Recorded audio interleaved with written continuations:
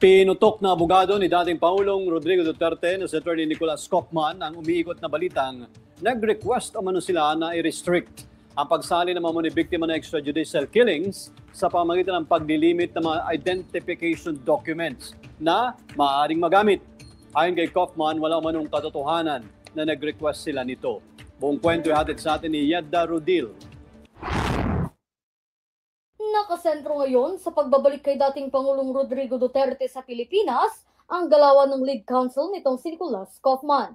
Sa panayam kay Kaufman, wala itong komento hinggil sa posibleng paghirit nila ng interim release para sa dating Pangulo. Lahat umano ay nasa tamang tiyempo dapat. Pero nang matanong hinggil sa argumento na dapat ay sa Pilipinas nililitis si Duterte at hinuhusgahan ng kapwa Pilipinong hukom imbis na dayuhang korte na gaya ng International Criminal Court, kitang-kita na nag-iba ang mood ni Kaufman at bahagya itong na-excite.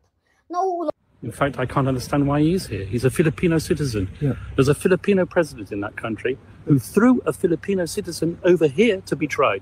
Why isn't he in the Philippines? Why isn't he being tried in the Philippines? Why is there not a Filipino judge who is trying him? Nauunawaan umano niya ang sentimiento ng ilang kababayan na pumapalag sa nangyayaring pag-aresto, pagsuko at paghatid kay Duterte sa ICC sa The Hague, Netherlands, gayong gumagana naman umano ang isang maayos na justice system sa Pilipinas na isang malayang bansa. Iginiit din ng legal team ni dating Pangulong Duterte na nagsisinungaling umano sa media sina Atty. Cristina Conti at Atty. Joel Butuyan tungkol sa umano'y hiling ni Kaufman na i-restrict ang participation ng mga alleged victims ng extrajudicial killings. Ayon kay Kaufman, hindi umano nangyari ang request na ito. That never happened. All I was doing was I was relying on what the Philippine social security system requires for ID to be verified in the Philippines.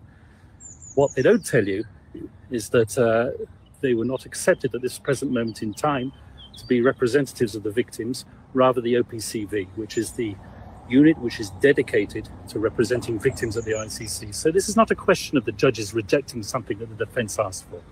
This is a response that the defense made to the VPRS, which is the internal court unit, which is responsible for assessing victims' applications. That's all we did. We made observations.